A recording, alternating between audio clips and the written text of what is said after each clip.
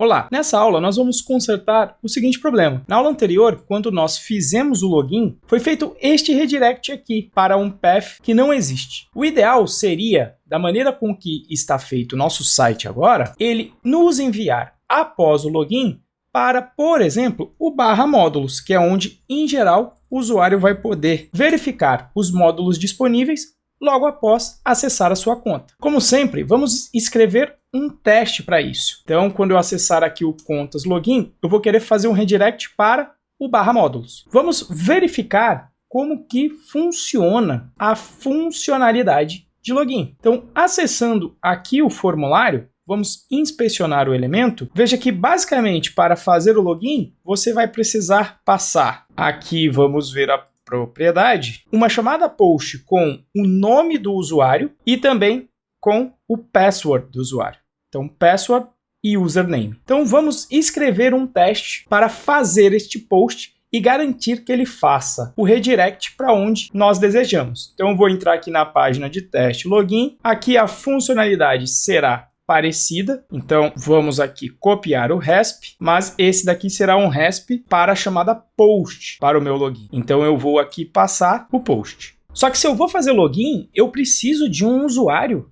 que efetivamente esteja salvo no banco e com as credenciais que eu conheça aqui nesse teste. Então vamos aqui criar uma outra fixture que eu vou chamar de usuário. Vamos acessar o banco de dados e vamos salvar este usuário no banco de dados. Para poder criar um usuário tendo customizado ele, vamos aqui utilizar a fixture Django User Model, que me traz a classe de criação desse usuário. Vamos utilizar o módulo Mummy para, então, me construir um usuário do tipo Django User Model. Então, eu vou ter aqui o meu usuário modelo criado. Só que aí eu tenho que tomar cuidado porque eu preciso da senha deste usuário e ela não fica disponível de forma plana. O que o Django faz é o uso de criptografia para criar um hash da senha, de forma que a senha não fica armazenada no banco para qualquer um poder ver a senha caso ele consiga entrar no nosso banco de dados. Então, para a gente poder setar uma senha plana, eu vou criar aqui a nossa senha, então, será senha igual senha, e aí eu vou utilizar o método setPassword, porque quando você utiliza o setPassword,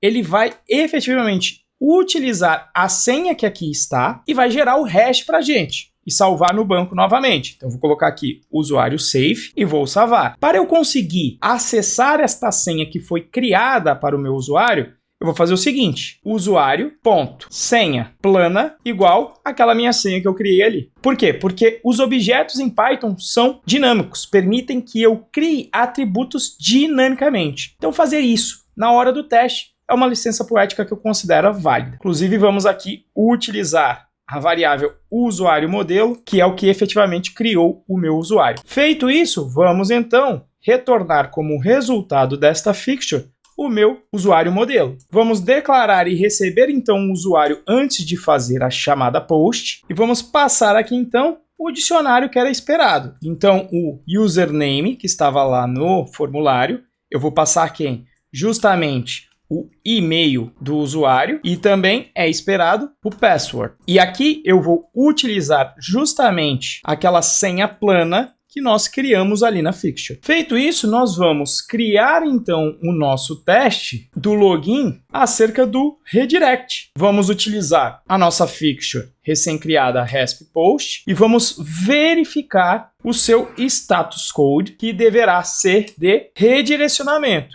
ou seja, potencialmente 302. Então vamos colocar aqui o assert e aí a gente vai colocar aqui o breakpoint para entender o que está acontecendo. Vamos rodar o teste para ver o que acontece. Veja que ele passou. Vou rodar aqui agora em modo debug para a gente entender o que está acontecendo. Então, foi criado o meu usuário no banco com a senha que eu queria.